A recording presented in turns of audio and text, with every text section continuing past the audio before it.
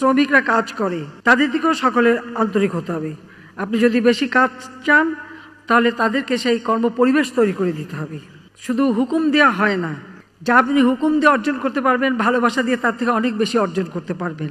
যে বাংলাদেশ আজকে এগিয়ে যাচ্ছে, আর সেই ক্ষেত্রে আমাদের নতুন নতুন উদ্যোক্তা সৃষ্টি করতে হবে। সেখানে আমার যুব সমাজ, তরুণ সমাজকে আমি এটাই বলবো, কোনো মতে একটা পাশ করি চাকরির পিছনে ছুটে না বেরিয়ে নিজে উদ্যোক্তা হয়ে নিজেই চাকরি দেবার যোগ্যতা অর্জন করতে হবে। সারা বিশ্ব অর্থনীতিকে আজকে মূল্যস্ফীতি এবং নানা রকম সমস্যার সৃষ্টি করেছে। এই ধাক্কাটা আজকে আমাদের উপরে এসে পড়েছে। বিদেশে প্রত্যেকটা জিনিসের দাম, যেগুলো আমাদের আমদানি করতে হয়, সব কিছুর দাম বেড়েছে, যার একটা প্রভাব আমাদের দেশে পড়ছে, যেটা মূল্যস্ফীতিতে বিরাটভাবে বাধা সৃষ্টি করছে। মূল্যস্ফীতি বৃদ্ধি পেয়েছে, যদিও এটাকে আমরা আরও নিয়ন্ত্রণ করবার আপ্রাণ চেষ্টা করছি। সেটা একমাত্র করতে পারবো যত আমরা নিজস্ব উৎপাদন বাড়াতে পারবো।